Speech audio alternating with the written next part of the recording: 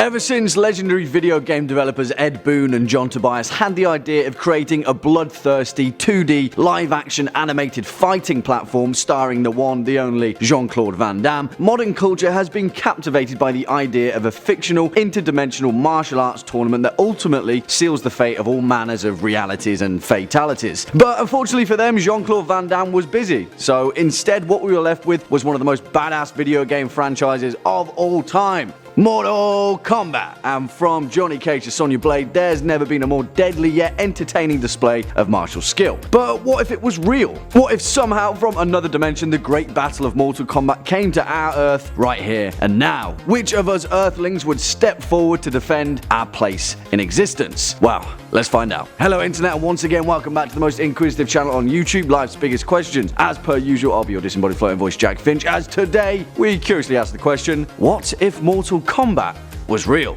Roll the clip.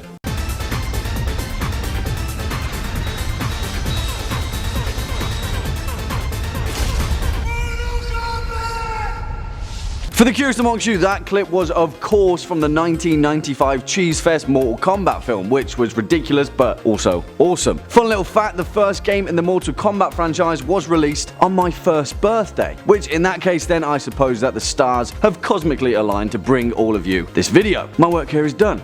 Alright, yeah, should probably try and answer the question first, right? Originally developed by the now deceased Midway Games way back when in 1992, Mortal Kombat has painstakingly become one of the most beloved and successful fighting franchises in the history of video games, marking itself comfortably between the holy button bashing trifecta, Street Fighter and Tekken. The series garnered a counterculture reputation for its increasingly high levels of violent combat, most notably its fatalities and its frantic display of ripping spines from chest cavities, using groins as speed bags and beating enemies to death with their own leg. Despite that though, there's also a pretty awesome lore and fictional universe that has developed with Mortal Kombat over its 9 canonical entries plus 2 side games. Although in many supporting comic book and novel entries it's been widely elaborated on, the video game series takes place in a fictional universe that consists of 18 surviving realms, which were supposedly created by the Elder Gods, a group of supreme omnipotent deities that reign across all of the multiverse. Turns out that these guys love nothing more than pitting their creations against each other to see which alternate reality is the toughest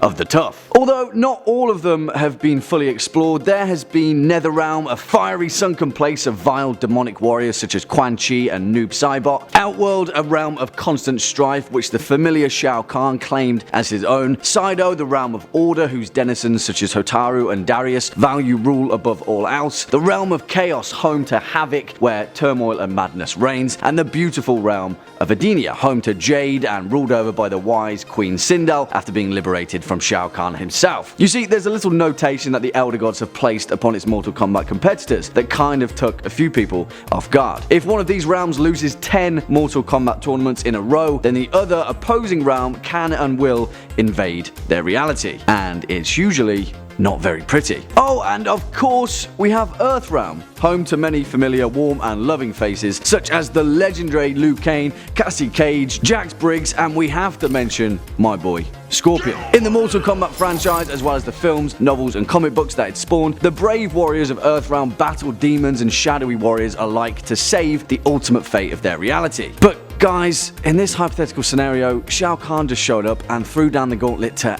our Earth, not Earthrealm, right here and now. So then, who have we got? Where are our planet's bravest warriors to answer this horrifying showdown? Do we even stand a chance? Maybe, kinda, hopefully. I'm not entirely convinced. In actual fact though, our combative arsenal of weaponry is vast and varied, and we do have a wide selection of living and breathing badasses from our species to pit against the denizens of the Netherrealm. We've got wushu practitioners, Krav Maga masters, warriors of Aikido, Shotokan, Judo, Sambo, more mixed martial artists than you can shake an armbar at. We've even got boxers. The physical process of combat has been built upon over thousands of years of human trial and effort, and the practitioners wrestlers that are still alive today are some of the best in history. Bruce Lee, of course, is perhaps one of the greatest martial artists to have ever lived, but sadly he is no longer with us, although we could really use him in this hypothetical scenario. Don't despair though, because we've got Donnie Yen, legendary brawler of both the street and the silver screen. He's on our list and I'm fairly certain he'd step forward to defend the fate of the earth. Stick Tony Jaa on there too, the Buddhist monk Thai martial artist of Ong Bak fame, because that guy is a force of nature and he's a sweet little counterbalance to Donnie Yen of Ip Man fame. For MMA, we've got rich pickings and an absolute plethora of incredibly deadly fighters to save the world in Mortal Kombat, or at least try to anyway. Now these choices will be hotly debated, but to round it out we'd have to pick the titan that is Khabib Nurmagomedov, purely for his unrivaled power and the fact that he used to wrestle bears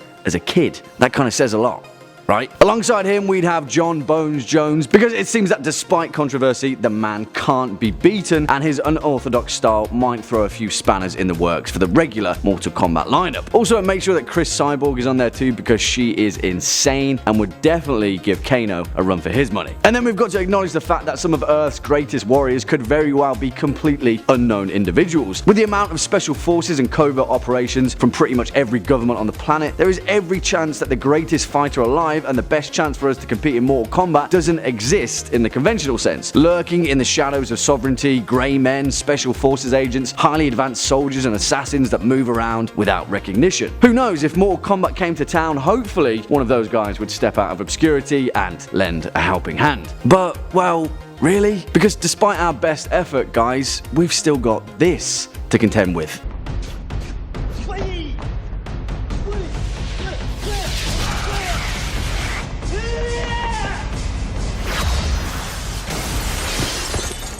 I mean, I'm trying not to be a pessimist, but we're not exactly acknowledging the fact that if Mortal Kombat was real, Sub-Zero could just as easily turn our greatest martial artists into a popsicle. Hell, Sonya Blade has got the entire Outer World Investigation Agency at her disposal, Jax has got highly advanced cybernetic arms, and Cassie Cage has more warfare gadgets than you can shake a stick at. And even those guys still struggle against the mystical, demonic forces of some of Mortal Kombat's greatest villains. In fact, if Mortal Kombat was real, then we've got 9 tournaments to get training and producing some of Earth's greatest warriors, just so we could even stand a smidgen of a chance in the inevitable final tournament, because, let's face it, we'd kind of be screwed.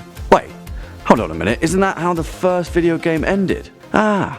I guess it all makes sense now. Well, there we have it, folks, the way that we see things playing out if Mortal Kombat was real. Let's thank our lucky stars that it isn't, right? Why don't you let us know your plan to defend the world from the Mortal Kombat tournament in the comment section down below. Also, if you've got any curious questions that you'd like to ask me personally, stuff like, what's it like being a disembodied floating voice? Does it ever get lonely? Or what's your favorite ice cream? Then go ahead and ask me, and I'll try my best to answer in our upcoming videos. If you're a fan of this video, make sure to hit that thumbs up button as well as that subscribe bell, and we'll be seeing you in the next one. As per usual, I've been your disembodied floating voice, Jack Finch. You've been watching Life's Biggest Questions, and until next time, you take it easy.